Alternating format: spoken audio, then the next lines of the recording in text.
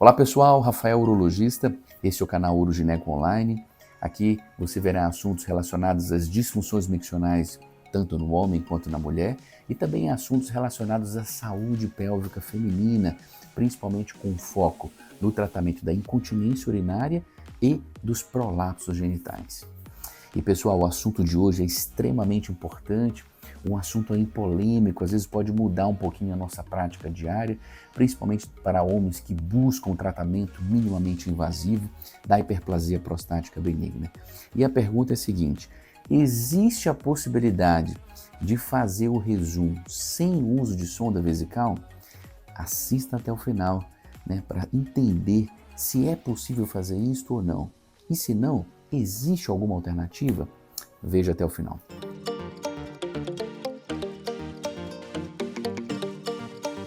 Olá pessoal, esse é o canal Urogineco Online e vamos dar sequência então ao vídeo de hoje extremamente importante, um assunto importante e que pode mudar um pouquinho aqui a nossa prática diária no tocante ao resum, que é o tratamento minimamente invasivo para o tratamento da hiperplasia benigna da próstata. E a pergunta é a seguinte: existe a possibilidade de fazer o resum sem o uso da sonda vesical? Primeiramente, pessoal, para quem não sabe o que é o resum é um tratamento minimamente invasivo, para o tratamento da hiperplasia prostática benigna, onde a gente faz um procedimento com aplicações de vapor de água. Então, a tecnologia usada aqui é a tecnologia do vapor de água. A gente injeta geralmente em 3, 6 pontos da bexiga, ou seja, depende muito do tamanho da próstata. Nós fazemos essas injeções prostáticas de vapor. Esse vapor ele vai fazer com que haja uma morte celular, ou seja, uma necrose celular, e essa perda dessas células com o tempo, o resum é um processo, gente, ele não é imediato. Então, com a perda dessas células com o tempo, vai se liberando o canalzinho do xixi e o paciente, obviamente, consegue ali tratar a hiperplasia benigna. Uma outra vantagem do resum que a gente observa são as altas taxas de preservação da ejaculação. Então, se no tocante do paciente é tratar a hiperplasia benigna e também manter ali a saúde sexual do homem, o resum, obviamente, é uma alternativa que a gente coloca na mesa, oferece para o paciente para tratar a hiperplasia benigna da próstata. E, gente, quando a gente faz esse tratamento, que é o resum, essas aplicações de vapor, como a gente não retira tecido prostático, ou seja, esse tecido prostático ele vai morrendo com o tempo e a próstata vai diminuir de tamanho, obviamente nos períodos, nos primeiros dias iniciais ao pós-operatório do resum, é normal se ocorrer um edema prostático. Então a gente sempre conversa com o paciente, esse edema prostático é formado, então os sintomas de esvaziamento da bexiga, eles podem se exacerbar nos primeiros dias. Então eles pioram nos primeiros dias. Por isso que de forma obrigatória, todos os pacientes, quando saem do resum, eles saem do hospital com o uso de uma sonda vesical, tá? E que tempo, Rafael, que tempo pode ficar o uso dessa sonda? Aí é muito variável, gente. Em média, nós deixamos essas sondas pelo menos ali uma semana. Eu sou um pouco mais conservador. É muito ruim quando quando a gente remove a sonda, tem os sintomas de esvaziamento um pouquinho exacerbados, precisa voltar novamente para repassar a sonda. É difícil isso acontecer, mas é uma possibilidade. A gente sempre aí comenta com o paciente, justamente por conta desse edema prostático. Tem pacientes que vão precisar de mais tempo para esse edema prostático inicial ele melhorar, ele diminuir de tamanho, aí sim a gente começa a ter um benefício ali do resum que se inicia aí no pós-operatório. Então é obrigatório, gente, de fato, todos os pacientes vão precisar do uso da sonda vesical, alguns até mais tempo. E aí surge a pergunta: poxa, Rafael, existe alguma alternativa? Existe possibilidade de eu fazer o meu resum sem uso de sonda? Gente, a resposta agora é não. Seria muito irresponsável e nem recomendado também fazer um resum e liberar o paciente sem uso de sonda. Quase que 100% desses pacientes vão entrar em retenção urinária, então vão precisar de uma forma de esvaziamento da bexiga. Então a resposta para a pergunta inicial do vídeo é não. Agora, a segunda pergunta, existe alguma alternativa para isso, gente, que possa minimizar o desconforto da sonda?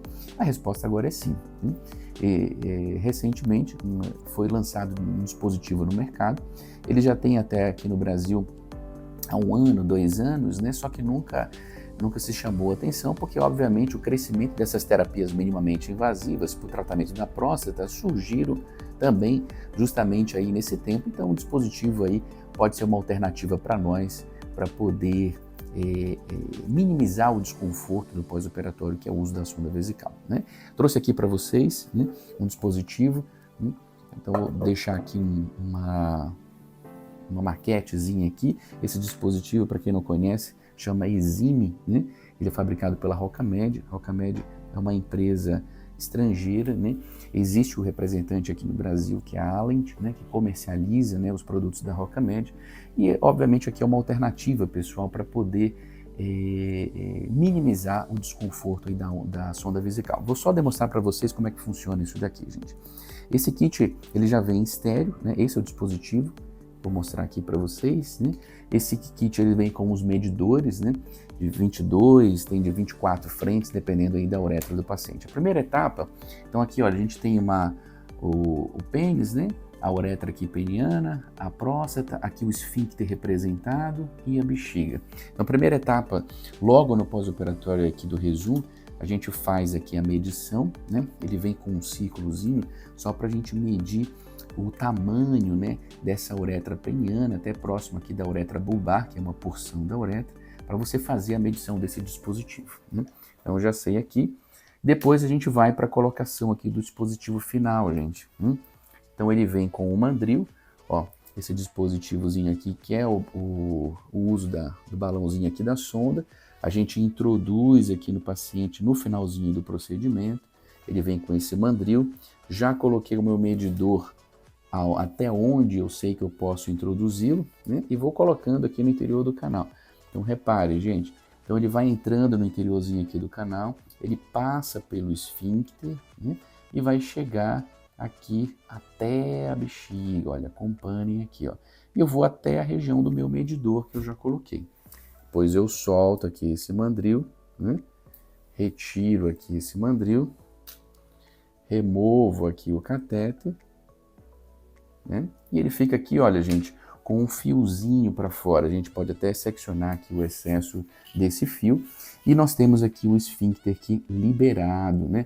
O paciente vai conseguir fazer xixi e olha só, gente, de forma voluntária, tá bom? Então, tá aqui uma alternativa, né? Para os pacientes que vão fazer terapias minimamente invasivas de próstata, como o Rezum, por exemplo. Outras terapias, às vezes o paciente está sondado e vai fazer uma outra cirurgia, uma enucleação de próstata, como um ROLEP, por exemplo.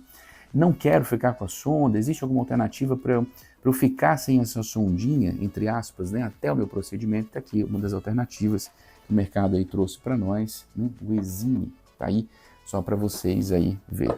Agora uma dúvida importante, gente, é para todos os casos? Aqui eu queria chamar a atenção de vocês, né?